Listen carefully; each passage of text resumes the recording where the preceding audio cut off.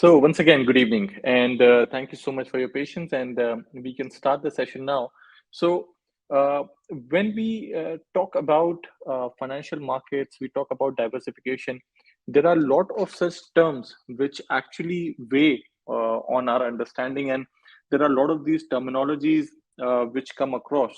And what we have to understand is that beyond these terminologies, it's a very simple concept of how financial markets actually work, and we just have to rely on that understanding. And every single day there is a lot of market news which comes across, and we should be able to understand, and we should be able to interpret the market news right. So this session is going to be all about how we can understand and how we can diversify into different asset classes, and what are the news which we should be looking at.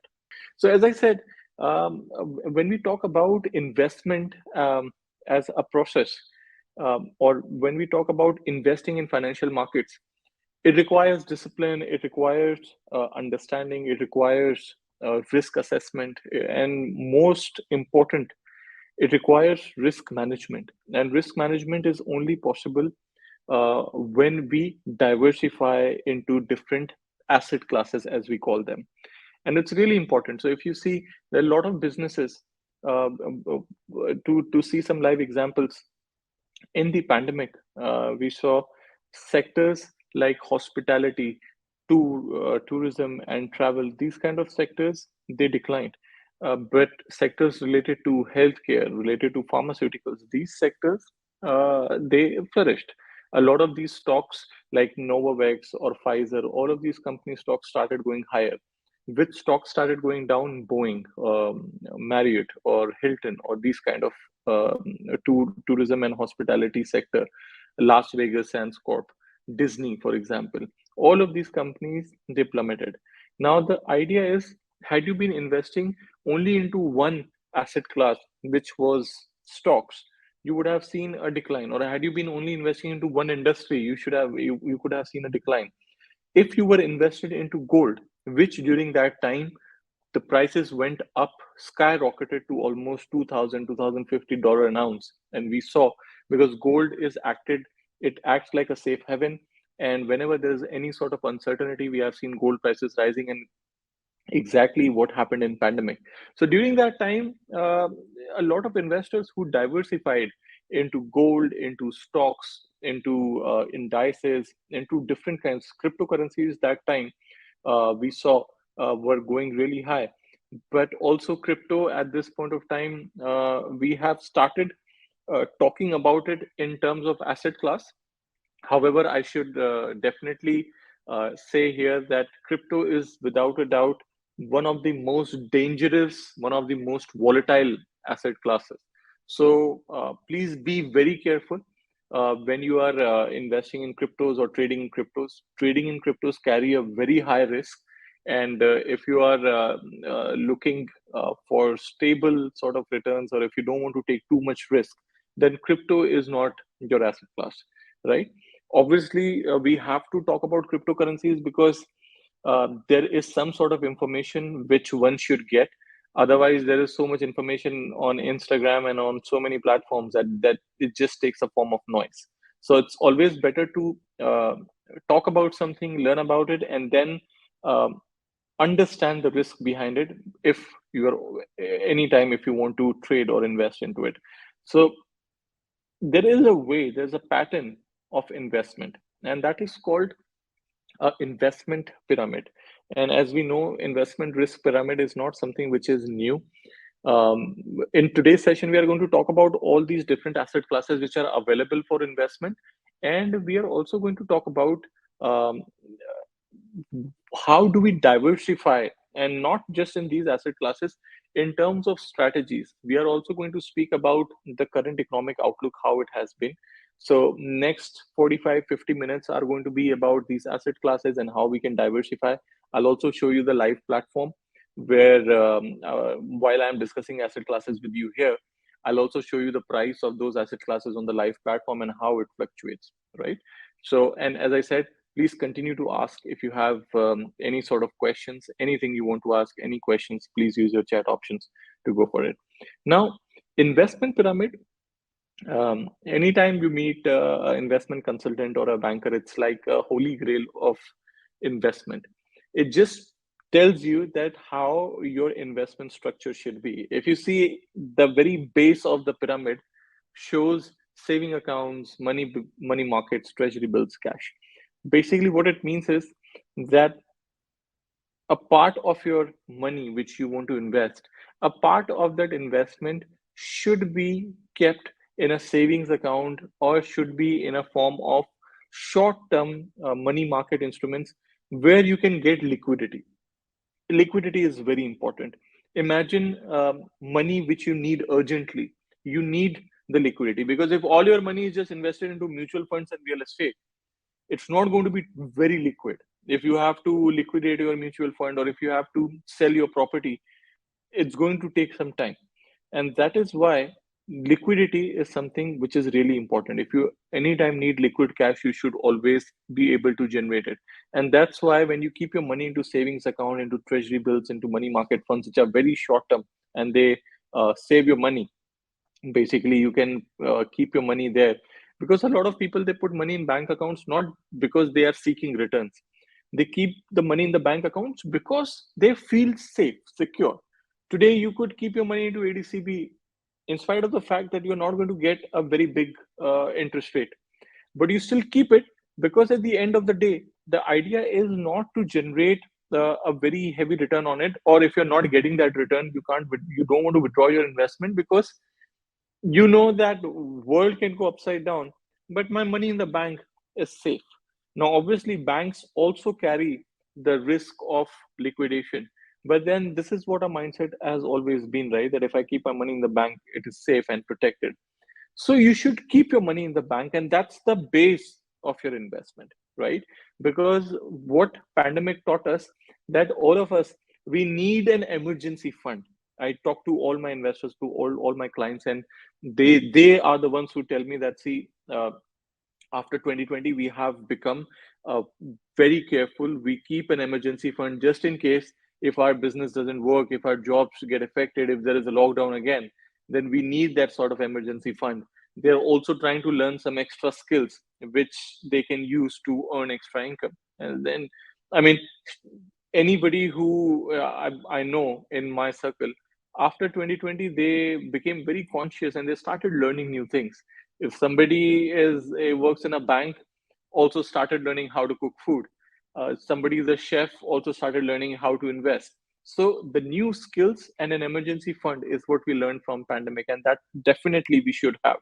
Once you have sorted out the base of your investment, the base of the pyramid, you rise higher and take some money and start putting into government bonds. Government bonds, to before we discuss bonds in much more details, government bonds are in a form of loans. How you go to a bank and borrow money and bank charges you interest. Bonds are opposite in terms of you become the lender, and the government, in case if you are buying a government bond, the government becomes the borrower. So basically, government in a government bond, government borrows money from you, and because they are using your money to build bridges, infrastructure, and they're using your money for a specific period of time, they will pay you interest or something, what they call it as a coupon, year on year, because they are using your money, just like how a bank loan works. Only the difference is here you are the bank for the government, right? So it's like a fixed income instrument. And as you can see, you put some money in the bank, then you put some money into a government bond. As of now, the safety and the security of your money is still in place. Once you have put some money in the bonds, you raise a little higher and start putting money into stocks, into real estates, into blue chip stocks. I'm talking about the blue chip companies. Blue chip stocks, the likes of, I'm sure all of you knew about blue chip stocks because you're using those products. If you're using an iPhone, Apple is a blue chip product. If you're using a MacBook, you're using a Microsoft operating system. If you have a MasterCard or a Visa written on your debit or credit card, if you have Pfizer vaccine or medicines, if you're using Johnson and Johnson product, You have seen JP Morgan, Bank of America, Morgan Stanley, Amazon for that matter. If you have shopped from Walmart, all of these companies, IBM, Intel, all of these companies, these are called blue chip stocks. These are the companies which are with a very higher market cap. These companies have existed for the longest period of time. So a lot of investors would then raise a level higher and start investing money into stocks. Subsequently, also, a lot of investors would invest money into real estate. Like here in UAE, for example, these days real estate is pretty much in trend. But the only thing is, you cannot put all your money into real estate, because you buy a property today, if you want to sell it tomorrow real quick and convert it into cash, it's going to take some time. But with stocks, you can buy real quick and sell it. So the liquidity part is solved when you are investing in stocks. But also, as I said, that diversification is the key. So you invest some money in stocks, you invest some money into real estate, and you segregate, right? So tomorrow, if for some reason real estate is down, maybe your stocks are doing well, right? Or if stocks are down, like for example, in last 2 years, we saw stocks were on a complete decline, but real estate prices started moving slightly higher. So your entire effort of investment is for one thing. Can anybody tell me using the chat option, why do you invest at all? Why you need your money to grow? You can just keep your money with you under the pillow. Why you want it to be invested somewhere? Because every investment carries a risk. You are willing to take that risk. Why you want your investment to grow? You are anyways on a salaried amount, you are getting your salary, or you already have a business, you're making money. So why not just continue to make money? Why your money should grow? Why it should be invested? What is the main reason? Can anybody use your chat options? Let me know. There are no right and wrong answers, guys. We are just trying to interact here. What do you think? Because once you understand this, once you get a reason from yourself that why you should be investing, only then you will be convinced to invest and diversify further. Why do you think you should invest? Use your chat options, guys. Use your chat options. Tell me, why do you think we should invest?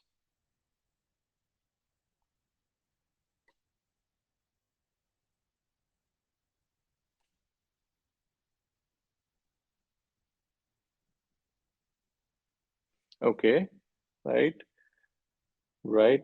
Okay, different answers over here, slightly different, but I understand.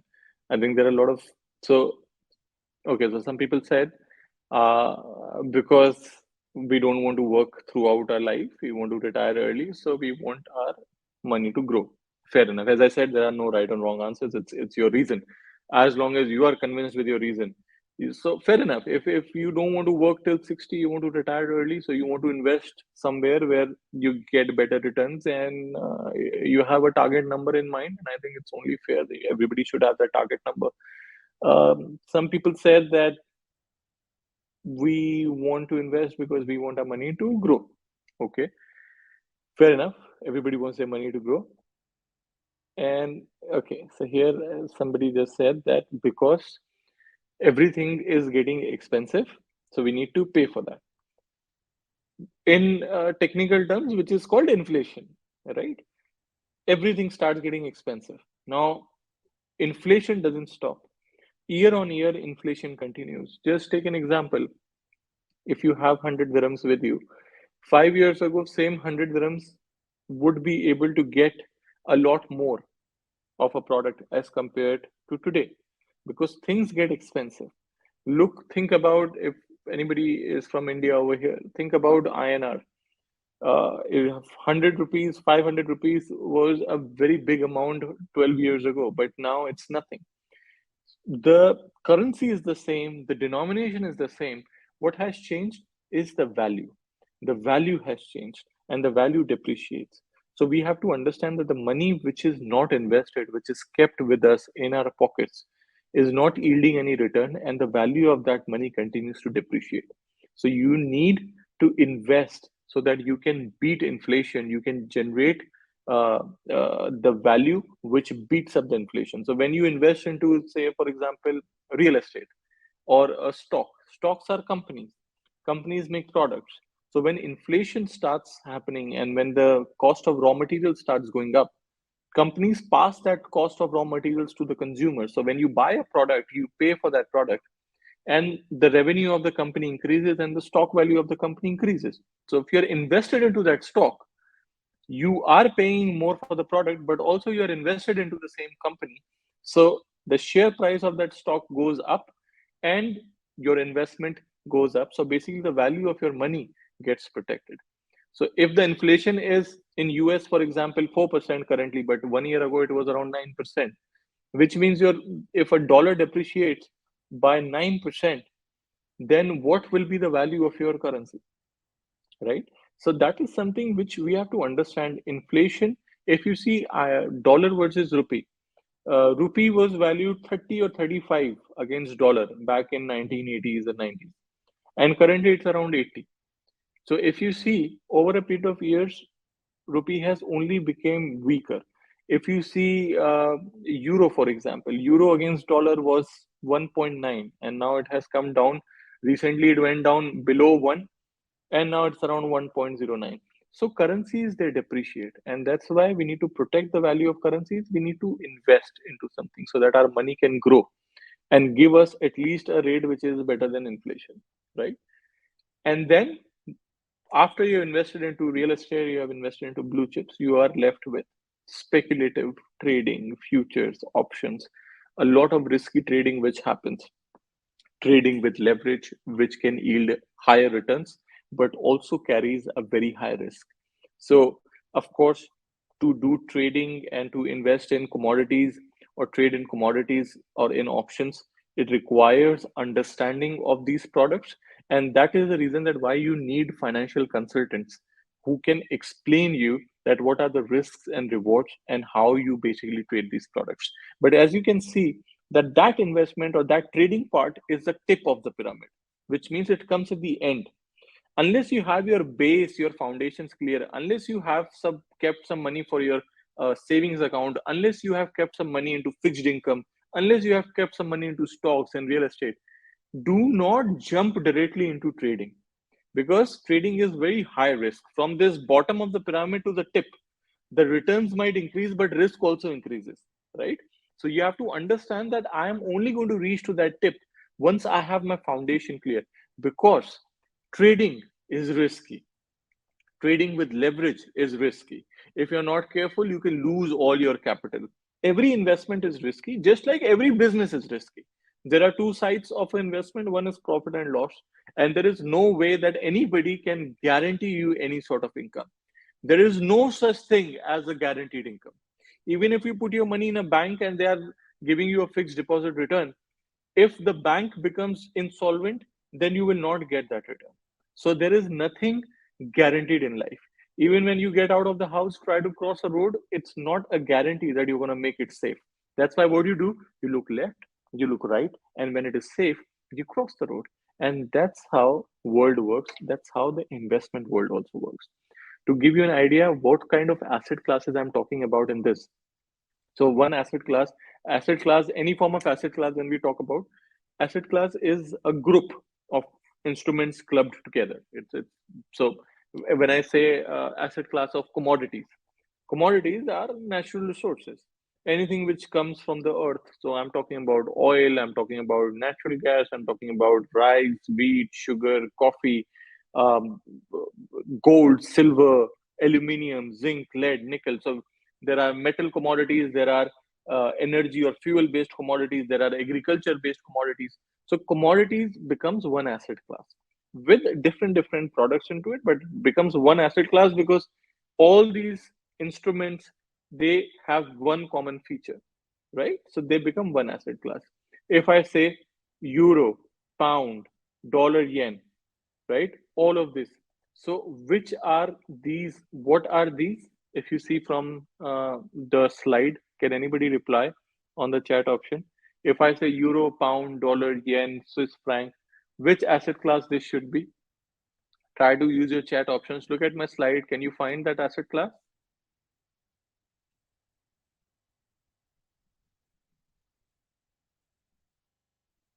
Perfect. Okay, great, great. It's great. I just love when everybody's participating. Great. Perfect. Perfect. So everybody convinced, right? Forex. Because it's right there on the slide. So you can see it also. Great. So absolutely, all of you guessed forex is right. So when I say euro, pound, dollar, yen, it is forex. Similarly, gold, silver, platinum, palladium, all of these are commodities. Crude oil, natural gas, low sulfur gas oil, rice, wheat, sugar.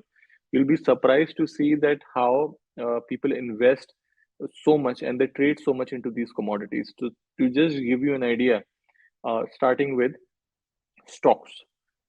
Any company, any product which you are using, most likely is being traded on the stock exchange, which means that you can invest into that business. Um, Tell me one business which you really like, any sort of business. I'm sure there are a lot of entrepreneurs here among even this crowd.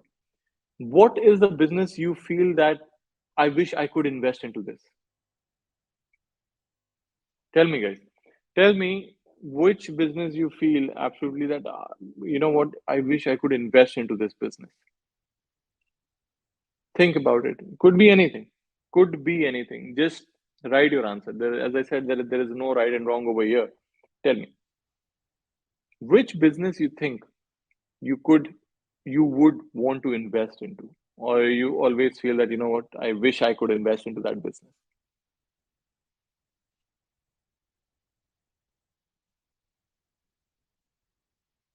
Okay, okay, okay, okay. See, I guessed it right. There are so many entrepreneurs among this crowd. Everybody has this thing, everybody's thinking, and so many answers. Somebody just said, I wish I could invest into electric vehicles, I could invest into Tesla. Everybody's saying, somebody just said, I wish I could invest into Kareem is a ride sharing app. So good thing for you is Kareem has not become a IPO yet, but Uber is already trading on as a stock. So is Lyft. So are there are a lot of ride sharing apps. So somebody just said into a e-commerce website, souk.com. I don't know how many of you remember souk.com. Souk.com was bought by, I think, so Amazon entered, Amazon bought Souk. So now in UAE, we use Amazon. We also use one more, which is a e-commerce company which is used a lot, which you order a lot from, UAE based. Which one is it? Think about it. Which is a UAE based e-commerce company which you use a lot? Okay, okay. E-commerce company. E-commerce company. Perfect, perfect, perfect. Great. Somebody said Talabat. Yes, Talabat also we use a lot. And by the way, I also wish that I could invest into Talabat, but you could invest in Zomato, which is in India. Noon, for example. Noon is also available, right? Absolutely. Now, all these things you are thinking that I could invest in, right? Now, first thing which comes into your mind, okay, how can I invest into a good business model? You already have a business model in front of you. You don't have to set up a separate company and start this business. You want to invest into EV, you can invest in Tesla, Xpeng, Li Auto, Neo, all these kind of electric vehicle companies. You want to invest into ride sharing apps, you can invest into Uber or Lyft. You want to invest into e-commerce, you can invest into Amazon, Alibaba. How you can invest? You can invest through these thing asset classes called stocks. So every stock means basically when you are buying a stock or when you are buying a share, stock and share, the terminology can be used interchangeably. When you are buying a share of a company, basically what you are doing is, to decode it, when you are buying a share of the company, you are giving them money, right? So let's say you have $10,000 with you. Let me show you a live example of this. So I'm going to share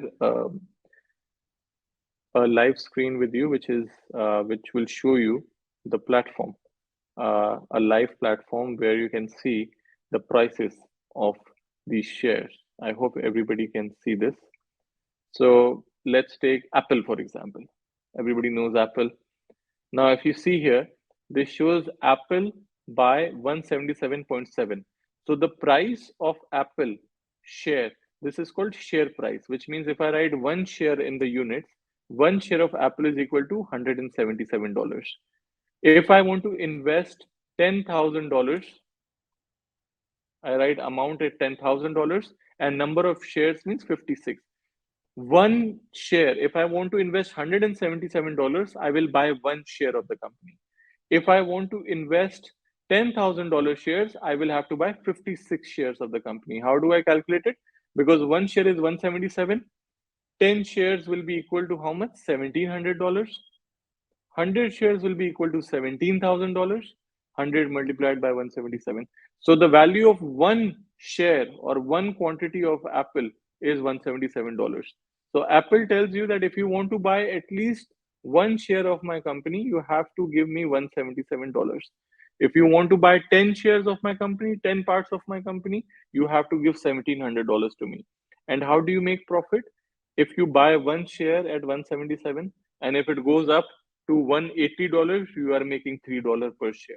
If you have 10 units, you are making $3 per share. You are If you have bought 10 shares, you are making $30. If you have bought 100 shares, you are making $300. And why the share price will go up or down? It will go up or down on the basis of how every business grows or uh, comes down. How? On the basis of their sales. If Apple is selling more iPhones than expected, the price goes up.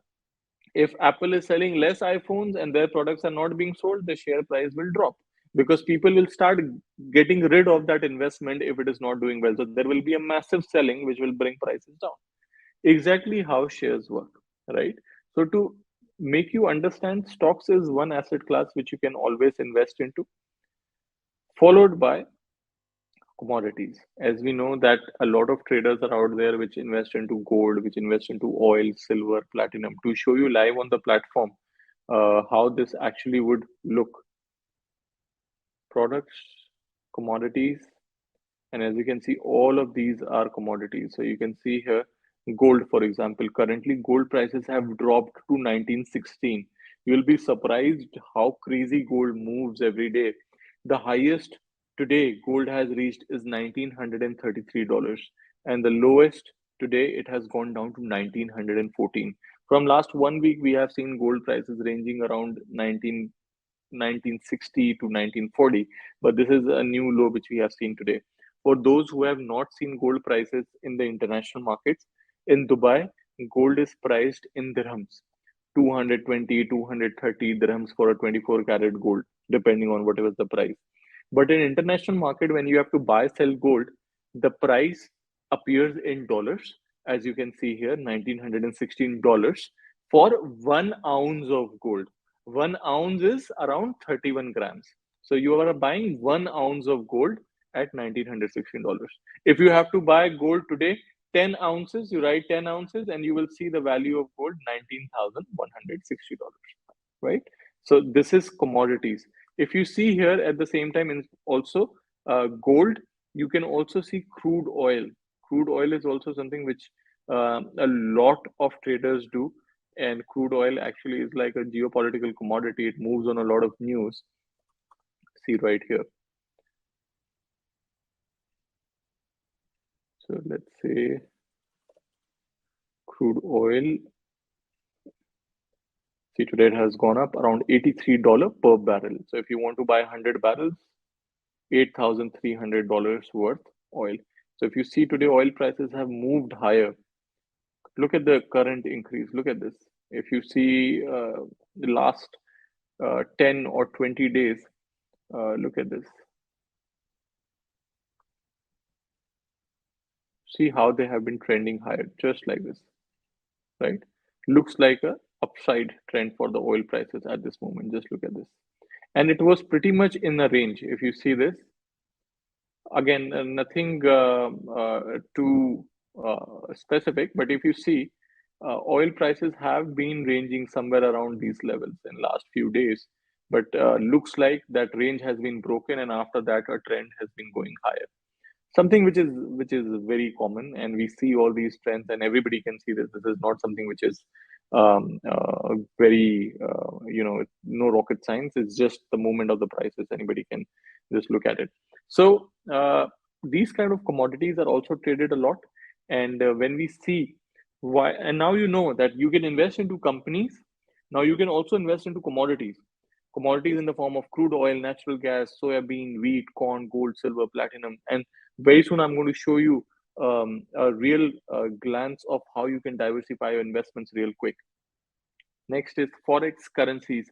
A lot of traders, they do euro, pound, dollar, yen, Swiss franc. A lot of currencies you can trade.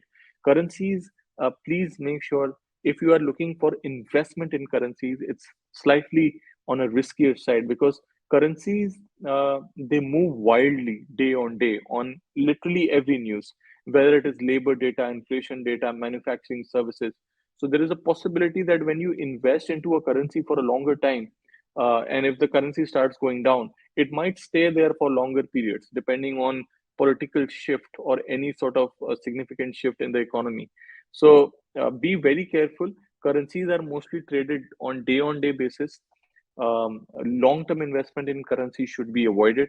And if you see a lot of currencies and back in the past, like pound used to be around 1.4 against dollar, and that was in 2016 before the referendum happened.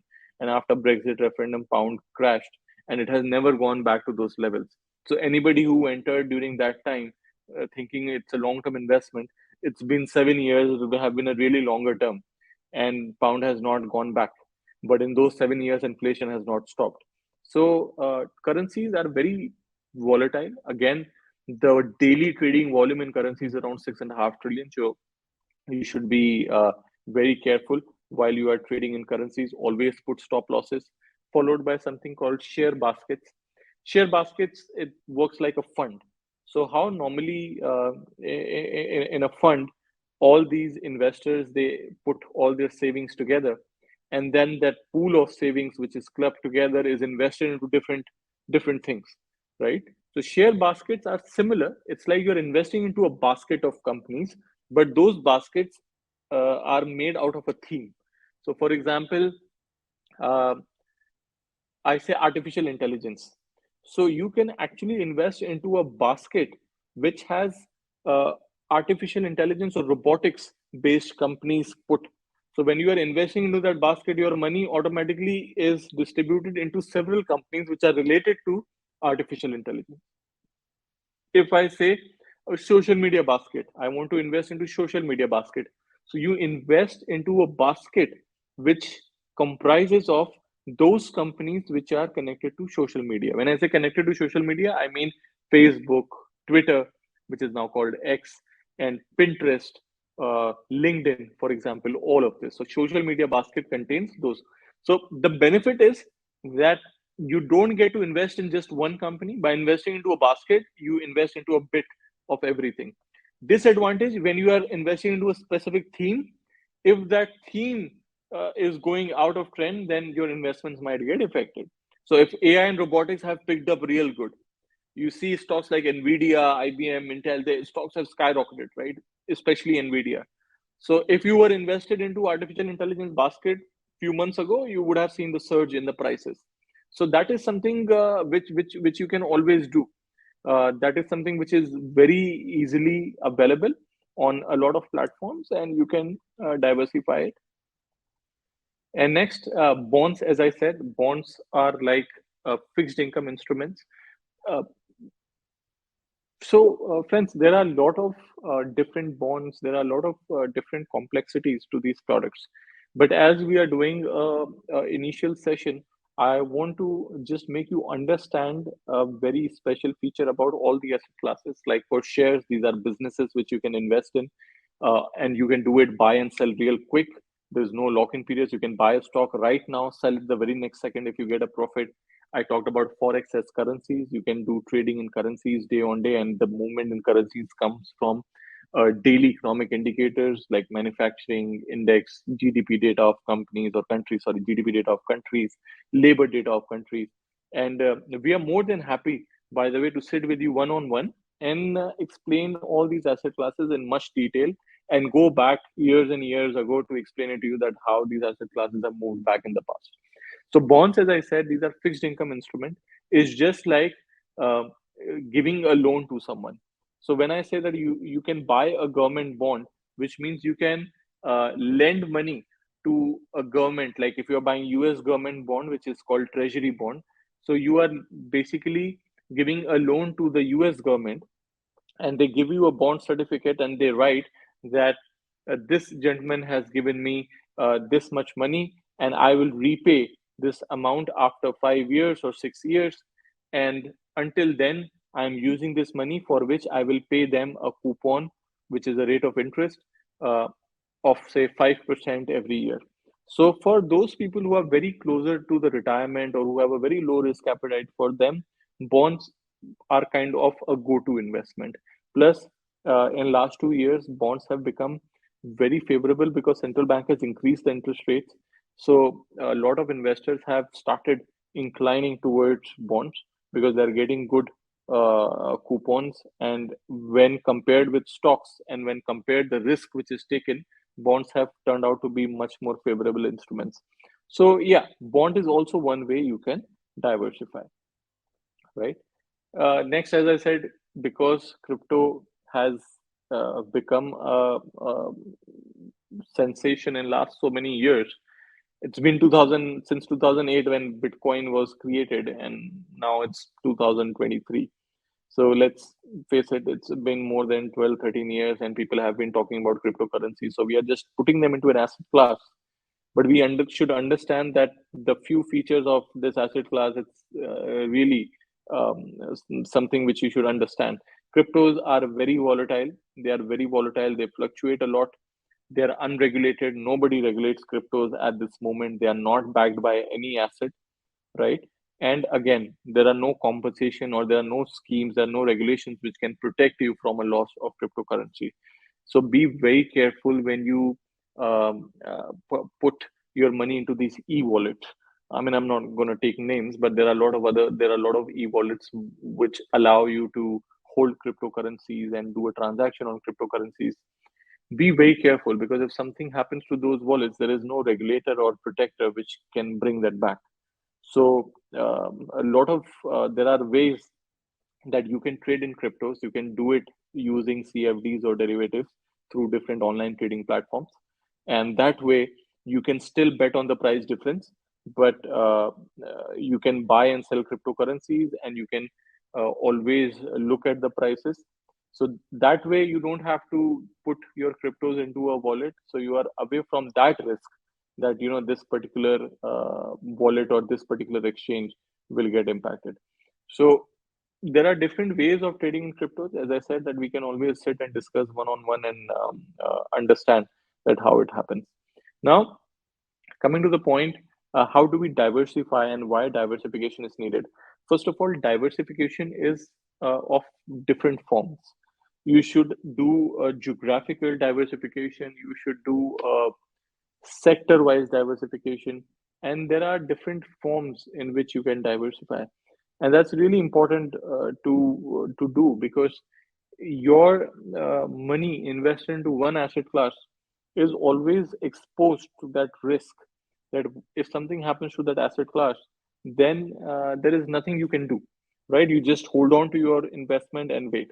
And that's why you need to spread your risk into different asset classes. And we just learned that so many types of asset classes are there, and within those asset classes there are so many instruments.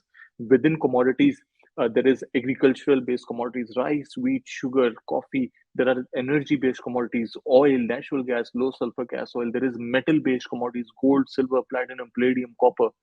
Within currencies, there is euro, pound, Japanese yen, Swiss franc, Australian dollar, Canadian dollar. Within stocks, there are so many industries.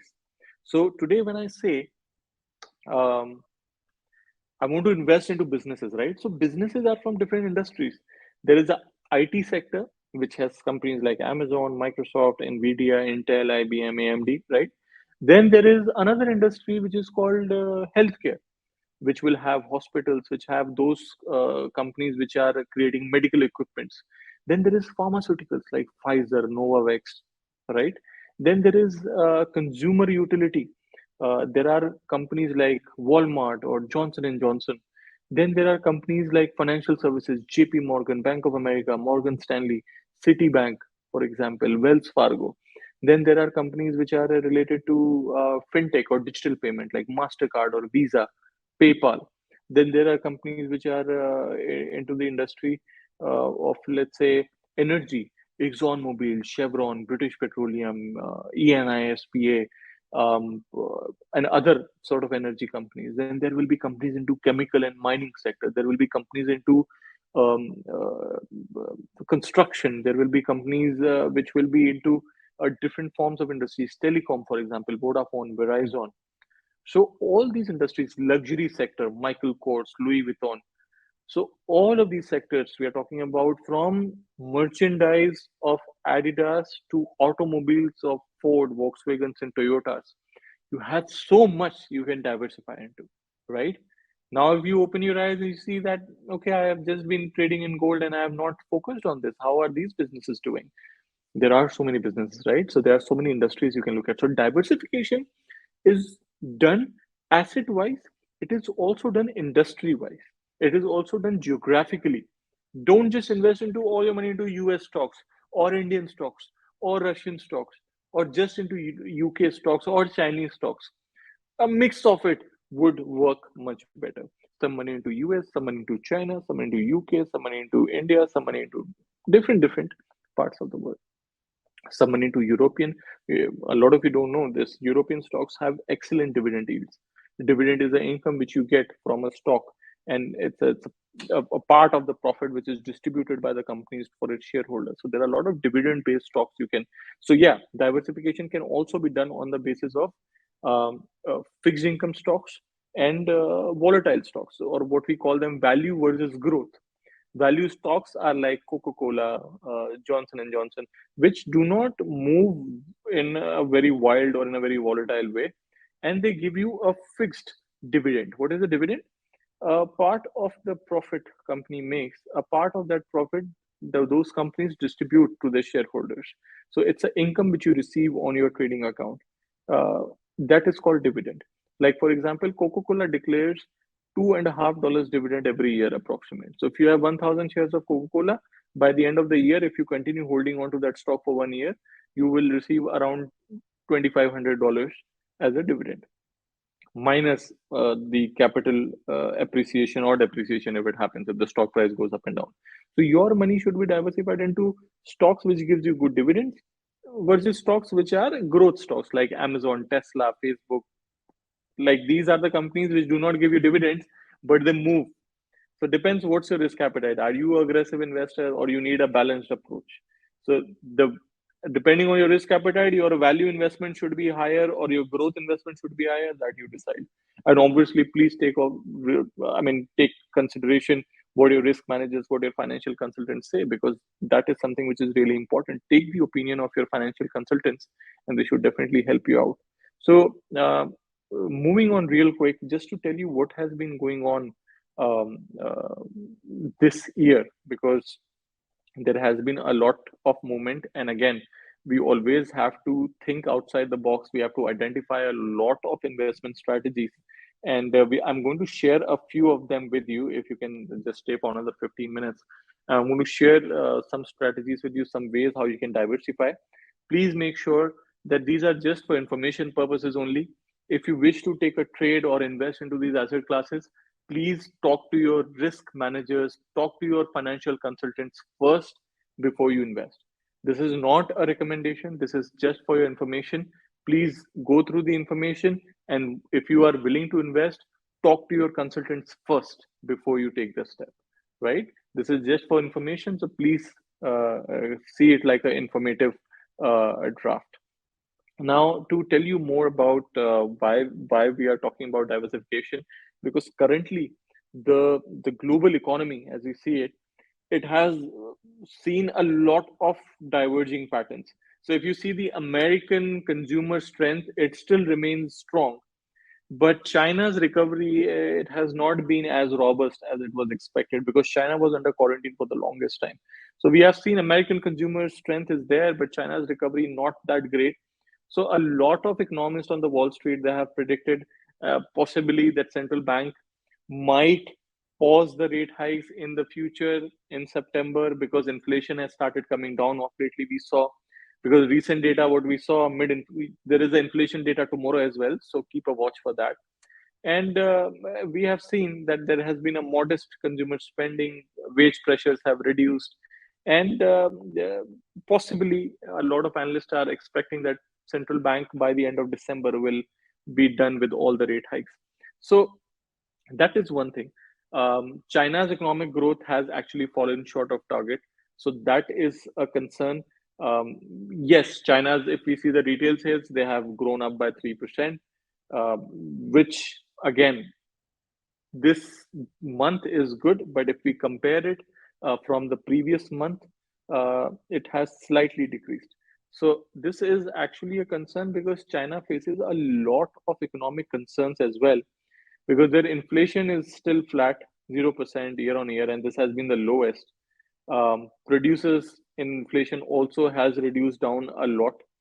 So I think at this point of time, the demand for the products is very soft, and there is a deflation risk in China. So how the inflation risk increases when the prices of everything is very expensive, China is facing a deflation risk because demand for products is very less, and that could be related to a lot of other factors, right? So now we see America and China at a completely different state, where America is struggling with inflation, which is coming under control. China is struggling with deflation risk, right? So that is another reason that why we definitely have to understand and talk about diversification. I'm going to share this draft with you right away. Give me 1 second.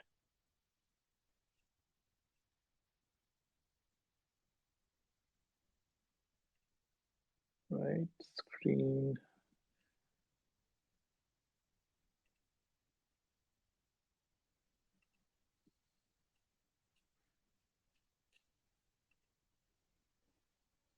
Here.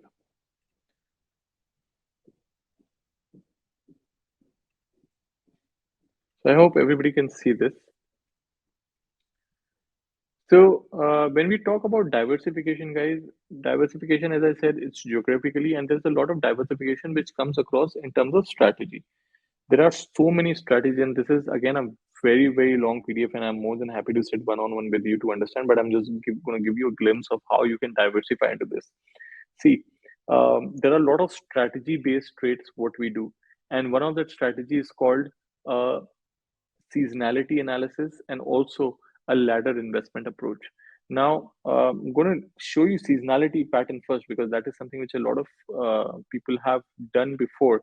And seasonality, as you can see, that here we have done a diversification of strategy wise.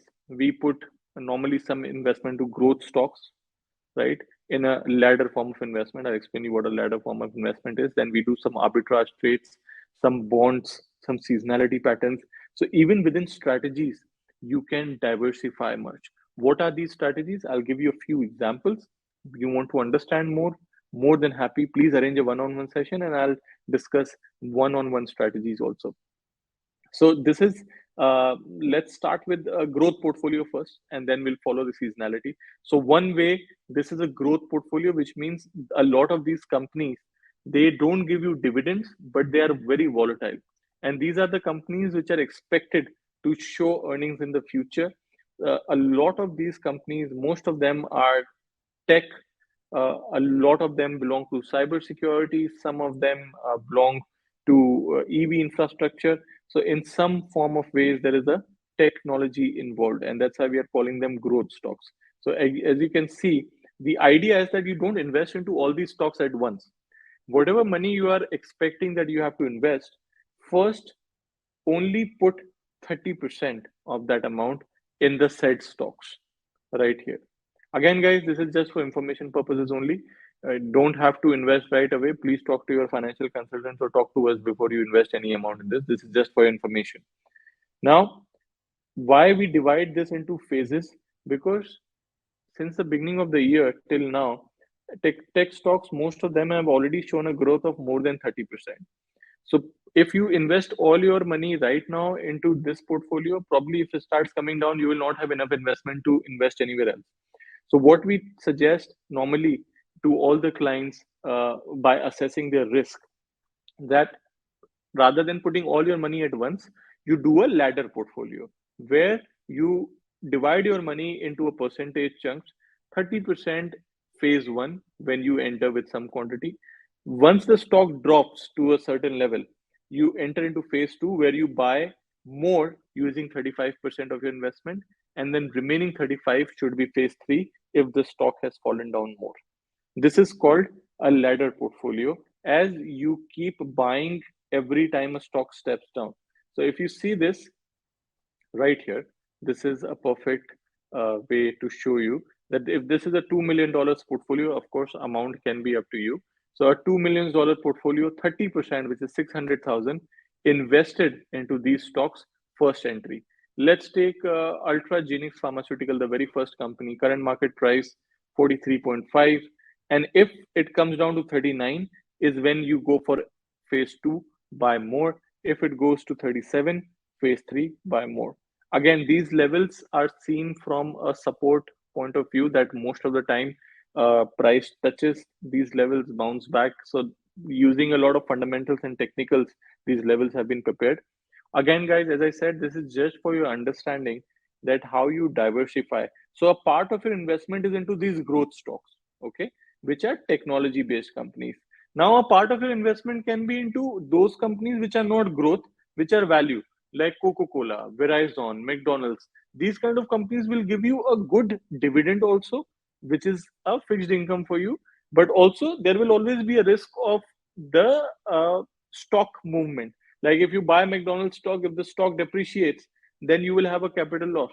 But it will also give you a dividend by the end of the year. The dividend distribution is quarterly, and if you complete the full yearly cycle, you will get a dividend of around, as I said in Coca-Cola, Coca-Cola gives 80 cents dividend every quarter.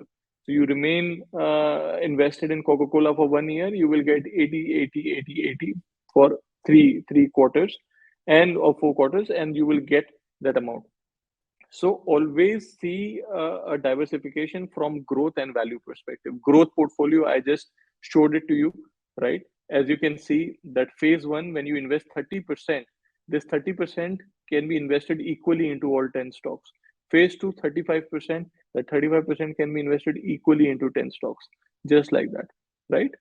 And this is just a brief description of what these companies do, right? As you can see, ChargePoint, for example, it is one of the it provides a network of North American and Europe's largest electric vehicle charging stations.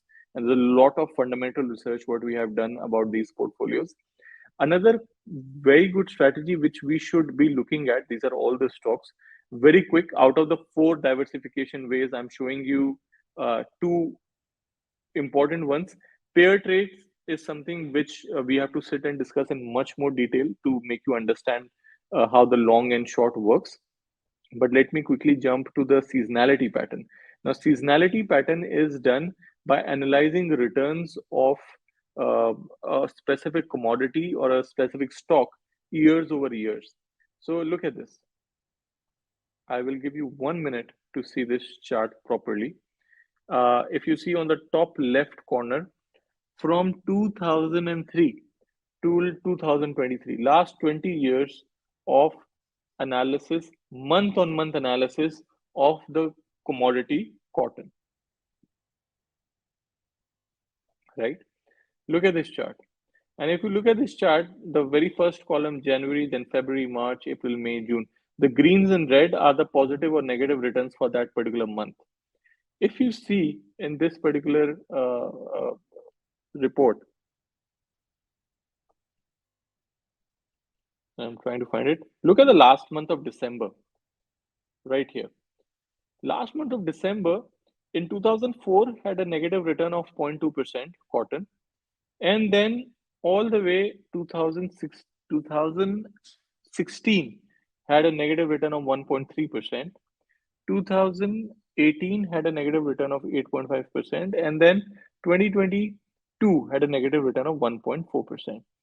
If you see out of 20, 16 times cotton is positive in December. And the 4 times it is negative, the returns are around 1%, 8%, 1.5% negative. If you compare this to all other months, you see that December is something special.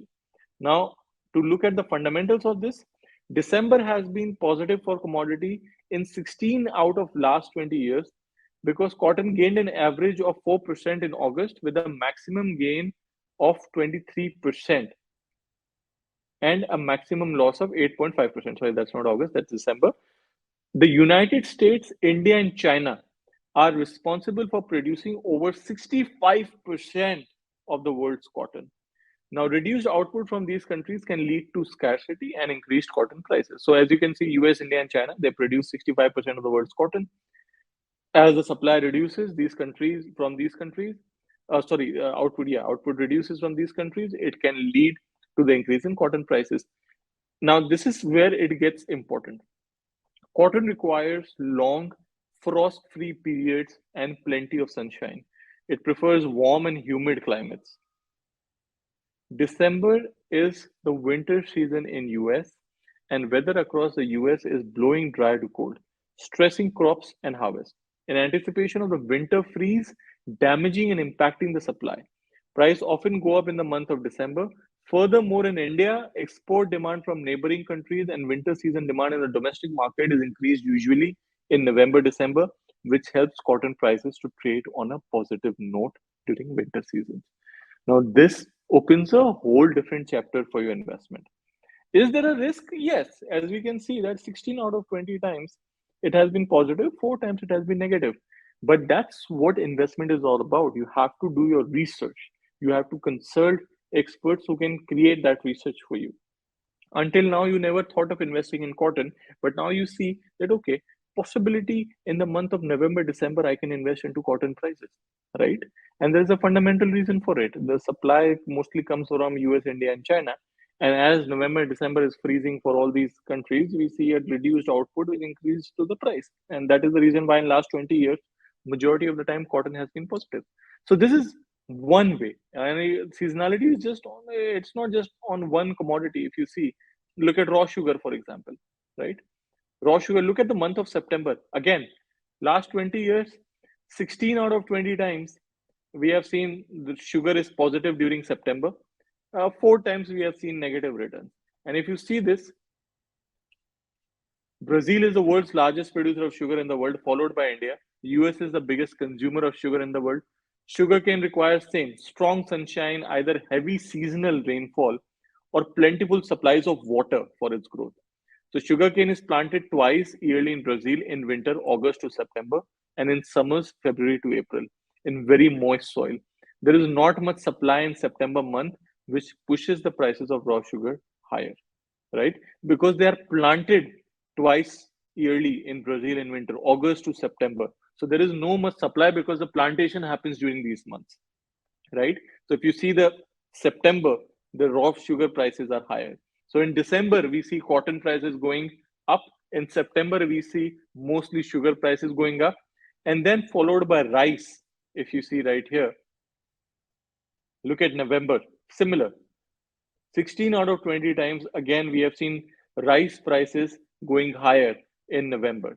And if you see this, rice grows main well in hot and humid climates, abundance of rainfall. November is known to be chilly month in the US, India, and China. Weather is dry, placing stress on the output of rice. Adding on increased drought condition due to climate change, add to stress on rice harvest. Anticipation of these factors, prices often go up in the month of November. And we have seen roughly there was a rice export ban also which happened of lately. So rice is also seasonality patterns we look into. And then sometimes we see the seasonality in these companies in stocks like Trupanion. Trupanion, this is a leading pet insurance company. I don't know how many of you own pet over here, but in Europe, in India, in UK, a lot of places, pet insurance, pet grooming, these areas have become really, really vast. And this is a whole different business model which has been coming on pet insurance. And Trupanion has a very unique pricing model. As you can see, it uses data on historical claims to figure out what it would cost to pay the medical bills of an average pet over the course of its life, and adds a 30% margin to the cost. And we have seen that in the month of November, as you can see, it has been positive for the stock in last 8 years out of 9 years. Stock has provided an average return of 16% here. So again, guys, see, these are seasonalities. In the month of November, stock tends to go higher, right? Why? As you can see, the month of November, December are holiday seasons in US, Thanksgiving, Christmas around the block. In these months, people would like to gift each other, aligning with the market campaigns of pet insurers. So there are a lot of such moments which happen. And as you can see, what we spoke about today, that you can diversify in such different areas, in such different ways. It can really open up the dynamics that where you can invest into, right? So these are the areas. And just to finish this, there are a lot of different sector based you can do investing. Also, diversification can be sector wise. Also, as I said, industry wise. During recession, as you can see in the last column, a lot of people would invest into utilities, healthcare, consumer staples, and be away from IT and industrials or real estate for that matter. But during the early stage, they would be willing to invest when the market is accelerating, economy is booming. They would invest into real estate, IT, financial companies. So every time we see a different phase of an economy, we should change our sectors and invest into those sectors and diversify. Depends on what your strategy is. If you want to be on the defensive side, not too much volatility, utilities, healthcare, consumer staples are your sector.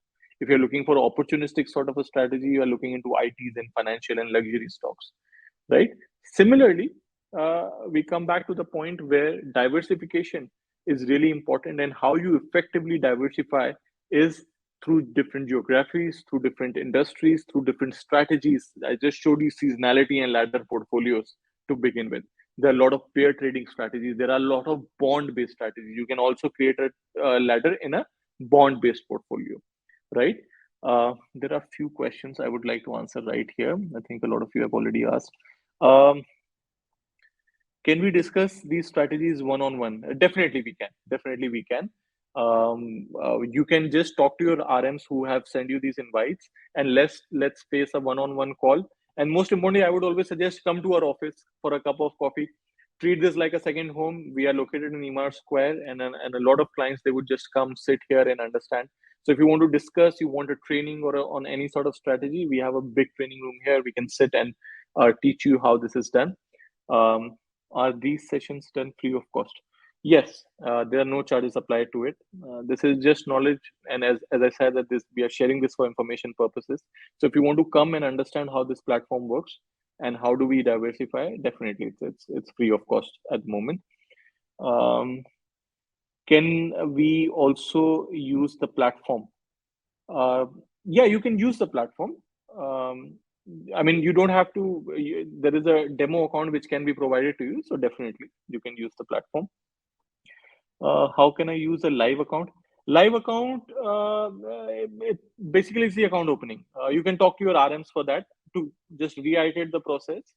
You submit your passport copies and visa page and fill a form online, and it takes 2 days to get the account open, and then you can transfer funds into it.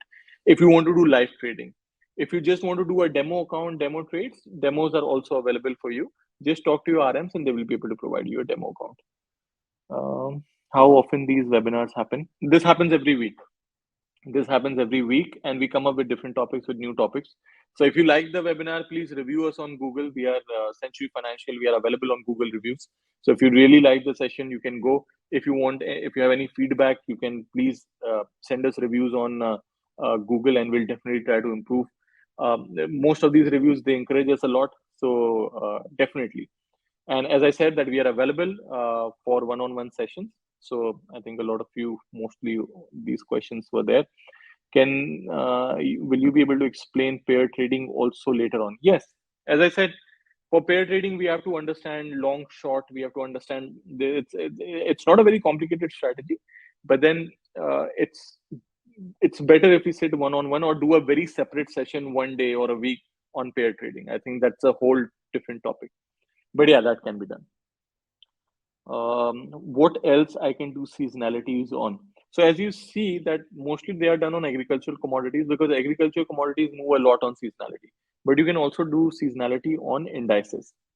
Like S&P 500 mostly moves a lot in November, December due to Boxing Day and other celebrations. So yeah, we can create that, but it takes a lot of data and information. So yeah, I mean, if you wanted, we can definitely create that for you. Right. So I think that sets the questions. If you have any other questions, let me know. We'll be available. You can talk to your RMs. You can come and visit our office here anytime. And once again, thank you so much for joining this session on Art of Effective Diversification. My name is Yogesh.